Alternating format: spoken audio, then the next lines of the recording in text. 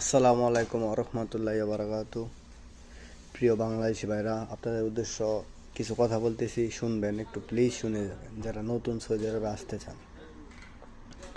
আমি একজন পুরান মানুষ ভাই, 2019-এ সৌদি আরবে ঢুকি, 2023-এ বাড়িতে যাই ছুটিতে 6 মাসে, তারপর 6 মাস বাড়িতে থেকে আবার চলে আসি সৌদি আরবে, 2 মাস থেকে আবার চলে যাই। তো 2025 সালটা পুরাটাই 2024 সালটা আমি পুরাটাই বাংলাদেশে ছিলাম। তো ফেব্রুয়ারিতে আবার সৌদি আরবে ঢুকি। তো আমার ঢুকার বিষয়ে আমি আপনাদের কাছে একটু কথা বলতে চাই। আমার যে কি বাস দিছে, আমার একটা মানে নসুন্দি রায়পুরা ওদের বাড়ি, একটা বন্ধু ছিল, তারা আমি করোনার সময় কাজ দিছিলাম, ওই সুবাদে তার সাথে আমার পরিচয়। তো আমি যখন একবার দেশে চলে গেছি, তা সে শোনার পরে অনেক কথাবার্তা বলতো। বলার পরে একদিন বলতেছে, দোষ আমি তো একটা কোম্পানিতে কাজ করি 5 ফিল্টারে, তো তুই তো পুরান মানুষ, তো তোরা বাংলা বিষয় লিয়ে দিতে তুই আইসা পড়, ভালোই 1700 টাকা বেতন দিব, কোম্পানির সব কিছু। তো আমি ভাবলাম বাড়িতে 1 বছর হয়ে গেছে, আইসি জায়গা কেয়ার মানে দেশের কাম কাজ করতারি না, পরে আর কথা চিন্তা ভাবনা করে ভালোই তো গেলাম।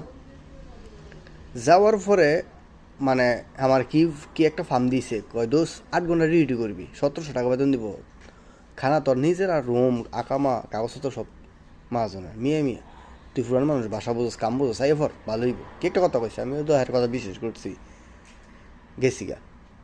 আবার পরে হ্যাঁ আমার সাথে এরকম ব্যবস্থা মানে এরে চলে, হ্যাঁ কত ব্যস্ত হ্যাঁ। তো আমি 3 দিন কাজ করছি ভাই, সকাল ভোর 5টাতে সন্ধ্যা 7টা পর্যন্ত, প্রায় কয় ঘন্টা ডিউটি হয়, 13 ঘন্টা 14 ঘন্টা 15 ঘন্টা ডিউটি হয়, 3 দিন করছি ভাই।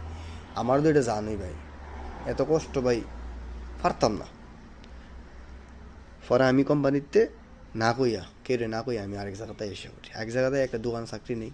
তো আমি ব্লক মেরে দিছি। ব্লকটা মারার কারণ কি, হ্যাঁ সাথে যদি আমি যোগাযোগ রাখতাম ওই টাইমে, হ্যাঁ আমার ফুটেজটা লোকেশন ধরাই দিলে আমার দেশে ভাড়া দিলে ভাই, দেশে ভাড়া দিলে কিন্তু আমি সৌদি আরব ঢুকতে পারতাম না। তো হ্যাঁ আমার একটা মামাতো ভাইয়ের ফোন দিয়েছে, মামাতো ভাইয়ের সাথে ফেসবুকে অ্যাড আসছিল।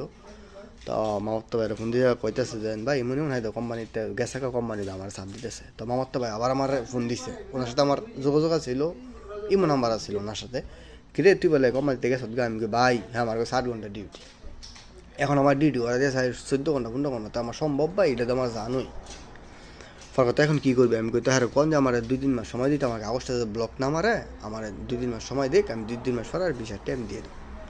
আচ্ছা তাহার আবার ফোন দিছে, ফোন দেওয়ার পরে হ্যাঁ মানে অনেক কিছু করার পরে মানছে, কয়েছে 3 মাস সময় দিছে, সমস্যা নাই মানছি। পরবর্তীতে ফাটটা আমি